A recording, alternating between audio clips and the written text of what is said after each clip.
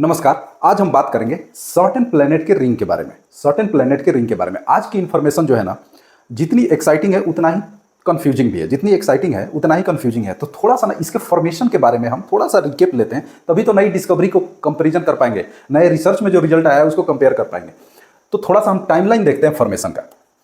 13.6 billions years ago ना एक धमाका हुआ। उस धमाके को हम किस नाम से जानते हैं? तो बिग बैंग। बिग बैंग कब हुआ था? 13.6 बिलियन एगो। सन हमारा कब अस्तित्व में आ गया था? अबाउट 5 बिलियन ईयर्स एगो हमारा सन अस्तित्व में आ गया था। ऐसा उतल पुतल वाला, मतलब वो भी पूरी तरह से धड़कता यंग सन था, जबरदस्त अवस्था में वो भी था। उसके बाद 4.6 बिलियन ईयर्स एगो ना जो भी बिग बैंग के फ्रेगमेंट्स वगैरह बचे हुए थे, जो पार्टिकल्स बने थे, फ्रेगमेंट्स बचे थे, उनका एक्रीशन शुरू हो गया। एक्रीशन का मतलब होता है, शाब्दिक अर्थ होता है चिपकना, और उससे क्या होगा? एक्रीट बोलते हैं। एक्रीट करके हमारे जो प्लेनेट है वो अस्तित्व में आने लगे। जो हायर डेंसिटी वाले, मतलब जो रॉकी प्लेनेट थे, वो ऑब्वियस है कि सन के नजदीक बने और अपनी ग्रेविटी क्रिएट करके अगल बगल के अपने इन्वायरमेंट के ऑल भी फ्रेगमेंट्स को चिपकाते रहे और अपने साइज में आते रहे।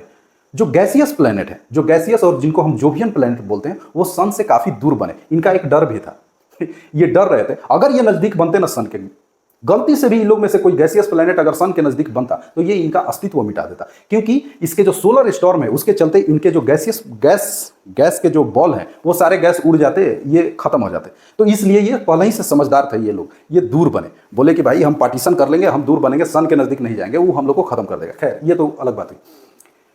ये जो सर्टेन प्लेनेट है ना, सर्टेन प्लेनेट जो है काफी फेमस है हमारे सोलर सिस्टम में। भाई ये फेमस है अपने रिंग के लिए।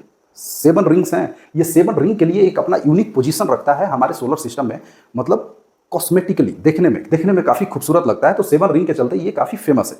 तो इसको स्टडी करने के लिए नासा ने एक प्रोग्राम बनाया कि सबके बारे में स्टडी करते हैं, चलो हम रिंग के बारे में भी स्टडी करेंगे। तो नासा ने कैसनी, ये कौन सा उपग्रह है? स्पेसक्राफ्ट है, इसको नाम दिया उसने कैसनी। कैसनी को भेजा गया कि जाओ तुम स्टडी करो रिंग के बारे में, भूल जाओ तुम सैटर्न के बारे में, तुमको स्टडी करना है रिंग के बारे में। तो ये गया। इसको कब लॉन्च किया गया? 2004 में। 2004 में कैसनी को लॉन्च किया गया। 2004 में ये गया। 2004 से लेकर के 2017 तक 2017 तक इसने रिसर्च किया। इसमें एक कलेक्टर लगाया गया था। कलेक्टर का मतलब क्या है कि जो भी ये रिंग जिस पार्टिकल से बने हुए हैं उस पार्टिकल को तुमको कलेक्ट करना है, और उसमें एक और गैजेट लगाया गया था, cosmic dust analyser. Cosmic dust analyser के पास वो कलेक्ट करके तुमको भेजना है। तो चलिए हम इसमें बाल्टी लटका देते हैं। ऐसा बकेट टाइप का कुछ था जिसमें ये पार्टिकल कलेक्ट करता था, घूमता था, और ऐसे जैसे हम लोग मछली जाल में फंसाते हैं ना, वैसे वो पार्टिकल कलेक्ट करता था। तो पार्टिकल का नॉर्मल साइज क्या है? तो हमारे जो हम यहाँ पे बोल्डर मतलब क्या? बोल्डर जो पत्थर होते हैं ना, इतना साइज का मैक्सिमम यहाँ पे पार्टिकल्स है। और क्या है? तो आइस क्रिस्टल है। और क्या है? तो बाकी छोटे छोटे ग्रेन टाइप के डस्ट पार्टिकल है, उसी का ये बना हुआ है। हम इसके प्रोसेस के बारे में पहले क्या जानते थे? तो पहले हम ये सोचते थे कि जो भी, जैसे हमारे मार्स और जुपिटर के बीच में जो एस्टेरॉयड बेल्ट है वो क्या है? एक कहा जाता है कि वहां पे एक प्लेनेट था जो अपने अस्तित्व के लिए भटक रहा था, वो एक्रीट नहीं कर पाया और बहुत सारे टुकड़ों में टूट गया। बाकी टूट गया और वो अभी तक वहीं पे घूम रहा है। दूसरी चीज क्या है? जो भी फ्रेगमेंट्स, मतलब किसी के इन्वायरमेंट में जो नहीं आए थे, जो बिग बैंग के बाद जो फ्रेगमेंट्स निकले थे, वो समझिए कि किसी भी प्लेनेट में शामिल नहीं हो पाए, उसके एक्रीशन में पार्टिसिपेट नहीं कर पाए, तो वो वहां पे बच गए। उसी तरह का जो भी इन्वायरमेंट में बचे हुए थे इधर गैसियस प्लेनेट के, तो इन्होंने अपनी ग्रेविटी से उनको अट्रैक्ट कर लिया और ये उनकी ग्रेविटी में ये घूमते हैं। इस तरह से ये घूमते हैं। तो बेसिकली हम क्या एज्यूम करके वहां पर उसको रिसर्च कर रहे थे कि जब प्लेनेट अस्तित्व में आए 4.6 बिलियन ईयर्स एगो, उसी तरह से ये भी 4.6 बिलियन के आसपास का डेट दिखाएगा। कितना का दिखाएगा? हमने एज्यूम क्या किया था? 4.6 बिलियन ईयर्स एगो का रिसर्च में ये रिपोर्ट दिखाएगा। अब हम यहां पे आ जाते हैं।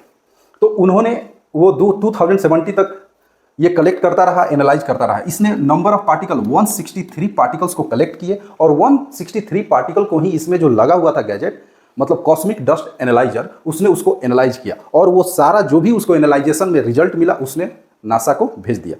एक कोलोराडो यूनिवर्सिटी है, वहां पर एक फिजिसिस्ट हैं, उनका नाम है SACH, साच कैम्फ। इनके लीडरशिप में और इनके स्टूडेंट ने वो डाटा को फिर से दोबारा अध्ययन किया और उसको पब्लिक किया। मतलब Colorado university, United state, Colorado university से इन्होंने उसके बाकी डाटा को एनालाइज किया, क्रॉस चेक किया, जो भी एक्सपेरिमेंट करना था किया, और करने के बाद इन्होंने बताया कि जो इसका डेट है ना, मतलब कब ये बना था, तो ये मात्र 400 मिलियन ईयर्स एगो बना था। हमने सोचा क्या था कि 4.6 बिलियन ईयर्स एगो का वो डेट दिखाएगा, बट मिला क्या, 400 मिलियन ईयर्स एगो। एक्चुअली ये एज्यूम किया जा रहा है, कम से कम उसके आसपास तो मिलना चाहिए था। एज्यूम ये किया जा रहा है कि हो सकता है कि ये दूसरा या तीसरा जनरेशन हो उसके रिंग का, तीसरा या दूसरा जनरेशन हो इसके रिंग का, रिप्लेसमेंट हो रहा हो किसी भी तरीके से, क्योंकि रिसर्च करना काफ़ी डिफिकल्ट है, सर्टेन कहाँ है आपको पता ही है। दूसरी बात यह है ना, आप इसका एग्जाम्पल अर्थ पे ले सकते हैं। हमारा जो एटमॉस्फेयर है, एटमॉस्फेयर के हम मतलब एटमॉस्फेयर हमारे लिए हैबिटेबल कब हुआ, अपने थर्ड जनरेशन में। हमारा जो प्रिमिटिव एटमॉस्फेयर था वो एक बार लॉस्ट हुआ, उसके बाद यहाँ पे जो एल्गी हुए शुरुआती, उसके बाद ऑक्सीजन आया, फिर ये दोबारा लॉस्ट हुआ, और उसके बाद जो प्लेनेट आया तब ये हमारे लिए प्लांट्स वगैरह आने लगे, भस्कुलर उसका रेस्पायरेशन होने लगा, फोटोसिंथेसिस होने लगा, ऑक्सीजन एटमॉस्फेयर में कंसंट्रेट होने लगा, कलेक्ट होने लगा, तब ये बहुत सारे ऑर्गेनिज्म के लिए हैबिटेबल हो गया।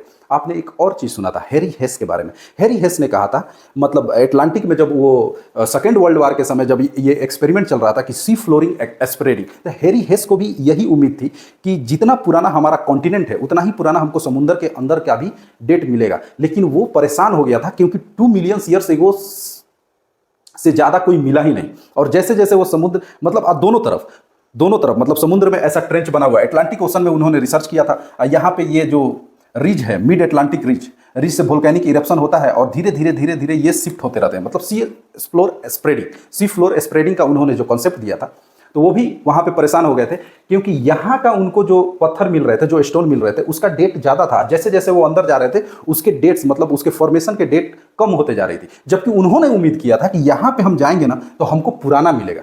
तो वही हाल यहाँ पे हुआ है। हम उम्मीद करके गए थे कि 4.6 बिलियन के आसपास का होगा और हमको कितना मिला, 400 मिलियन। आप 1 मिलियन मतलब 1 बिलियन जो होता है ना उसमें 1000 मिलियन होता है। आप इसी से अंदाजा लगा सकते हैं कि 4.6 बिलियन ईयर्स एगो ये आपका प्लेनेट बनता है और मात्र 4 मिलियन ईयर्स एगो आपका ये एक रीसन मतलब इसका रिंग बनता है। तो ये थोड़ा एक्साइटिंग था और इन लोगों के लिए कंफ्यूजिंग भी है। तो देखिए आगे क्या पता चलता है, आगे जो पता चलेगा। और मेरा भी रिक्वेस्ट है ना, आप इस न्यूज़ के बारे में देखिएगा और इसको क्रॉस चेक करने की कोशिश कीजिएगा, क्योंकि अभी तक जो हम पढ़ते आ रहे थे कि जैसे ही वो फ्रेगमेंट बचे थे तो उन फ्रेगमेंट से जो डेबरीज वगैरह बचे थे उनसे ये रिंग बने थे, तो उनका डेट वही आना चाहिए 4.6 बिलियन से। तो इसीलिए मैं बोल रहा था कि आज की जो इन्फॉर्मेशन है वो जितनी एक्साइटिंग है उतना ही कंफ्यूजिंग भी है। तो आज के लिए इतना ही, फिर एक नए टॉपिक के साथ आपसे मिलेंगे, तब तक के लिए नमस्कार, जय हिंद।